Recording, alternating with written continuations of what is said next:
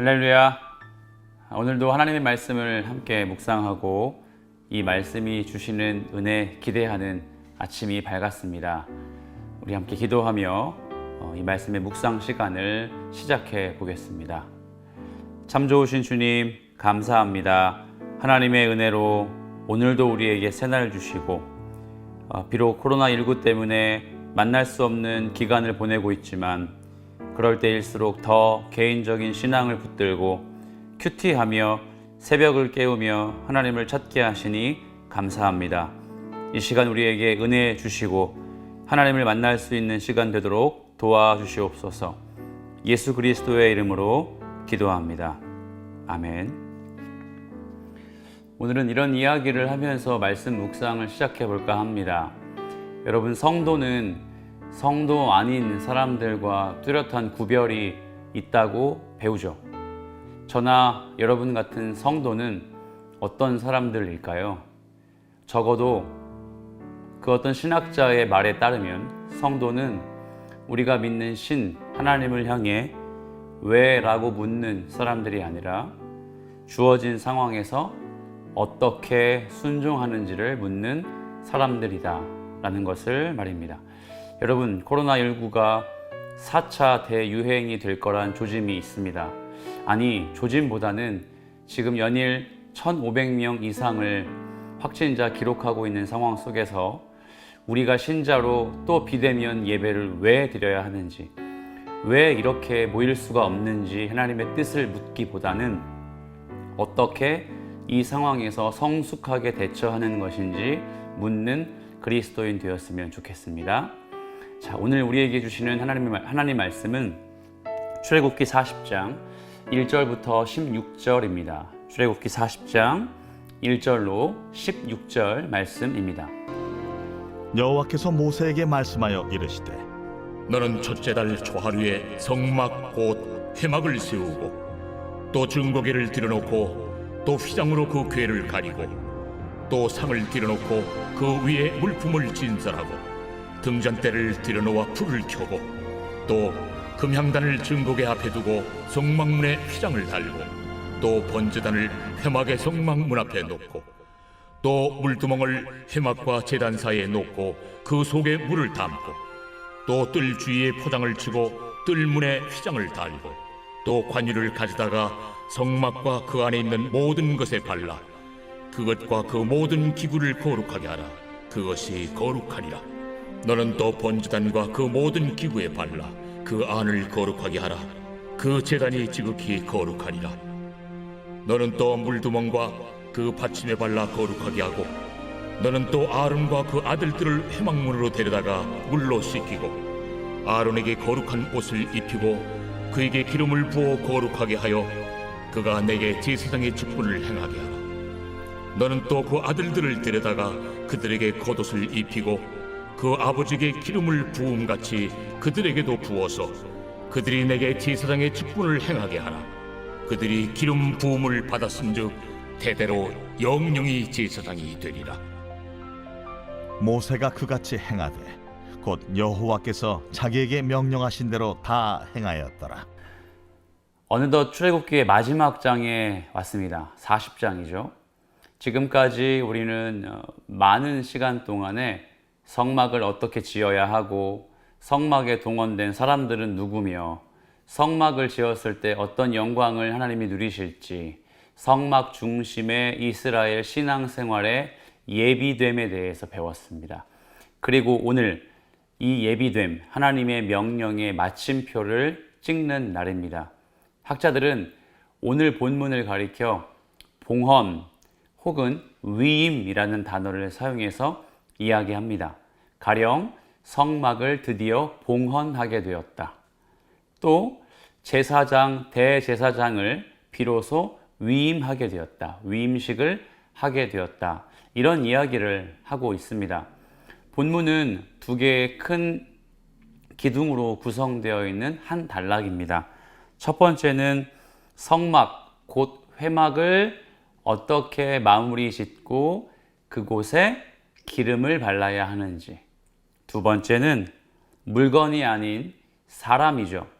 아론이라고 부르는 대제사장과 그의 아들들 제사장들에게 기름을 발랐을 때, 거룩한 기름을 발랐을 때 어떻게 될 것인지에 대해서 성막, 봉헌식과 제사장들의 위임, 거룩한 임명식에 대해서 이야기해 주고 있습니다.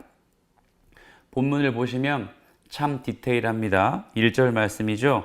다시 하나님께서 모세에게 직접 화법으로 말씀하시는 거예요.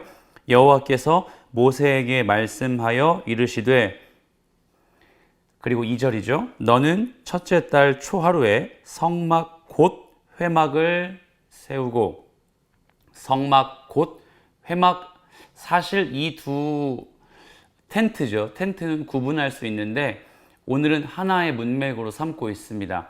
예배를 드려야 하는 성막과 모든 족속들이 머물러야 하고 제사 드리기 전, 성막에 들어가기 전 머물러야 할 회막을 같은 것으로 보고 있는데, 이 성막에 어떻게 해야 된다라고 직접 화법으로 하나님이 명령을 하시는 거죠. 이걸 봉헌이라고 제가 말한다고 그렇게 말씀드렸습니다. 여기에 보시면 어떤 방식으로 봉헌을 해야 되는지가 아주 자세하게 그려지고 있는데, 보십시오. 한번 성경을 펴시고 눈으로 쭉 한번 따라와 보시면 됩니다. 증거궤, 상과 등잔대, 금향단, 성막의 문, 그곳의 휘장, 그리고 번제단, 또 물두멍과 성막들, 그런 다음에 최종 출입구인 문까지 안쪽에서 바깥쪽으로 나아가며 하나님께서 성막의 기구 하나씩을 그렇게 명령하고 계십니다. 열거하고 계시죠. 이 물건들을 어떻게 하라는 말일까요? 9절에 보십시오. 9절 제가 읽어드리겠습니다. 또 관유를 가져다가 성막과 그 안에 있는 모든 것에 발라 그것과 그 모든 기구를 거룩하게 하라. 그것이 거룩하리라. 네, 그 순서대로 거룩한 기름을 다시 발라라. 성막의 건축의 마지막 단계인 거룩한 기름을 바르는 봉헌식에 대해서 이야기한 거예요. 그런데 그 첫 번째가 성막 안에 있는 도구의 모든 순서에 맞게 기름을 발라라. 두 번째, 10절이죠. 너는 또 번제단과 그 모든 기구에 발라 그 안을 거룩하게 하라. 그 제단이 지극히 거룩하리라. 두 번째는 뭘까요? 성막, 실내에서 실외로 갑니다. 실외에 있는 성막들에 있는 번제단과 같은 기구들에게도 무엇을요? 거룩한 기름을 발라라. 나름대로의 순서, 하나님의 기준이 있다는 걸 우리가 알 수 있죠. 자, 그런 다음에 큰 틀의 두 번째 단락입니다. 13절이죠. 12절부터 보겠습니다. 너는 또 아론과 그 아들들을 회막문으로 데려다가 물로 씻기고, 자, 13절이죠. 아론에게 거룩한 옷을 입히고, 보십시오. 그에게 기름을 부어.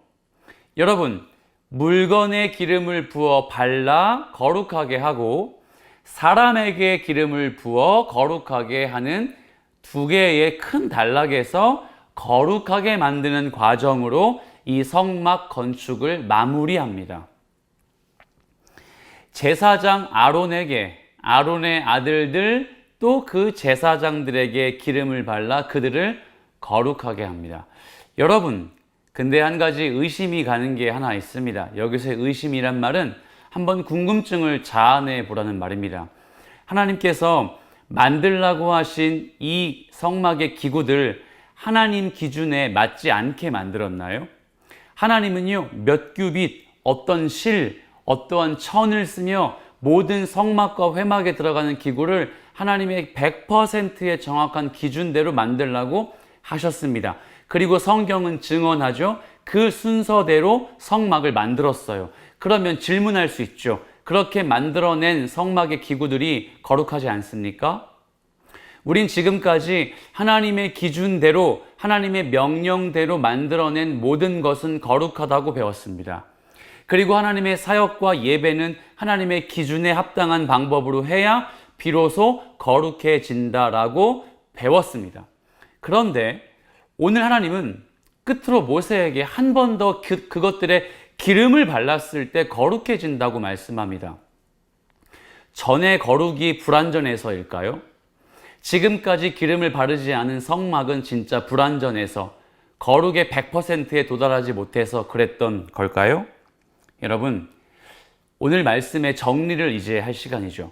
하나님께서 성막의 기구들과 대제사장 아론, 그리고 아론의 아들들에게 기름을 바르라고 말씀하신 이유는 이것입니다.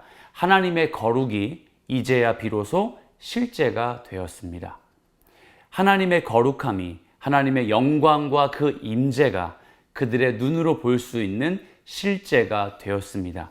비록 거룩한 기름이라는 한낱 물질에 불과한 것일 수 있지만 그것들의 성막의 모든 기구들에 거룩한 기름을 발랐을 때 그때야 비로소 하나님의 영광이 실제가 된다고 가르쳐 주시는 대목이죠.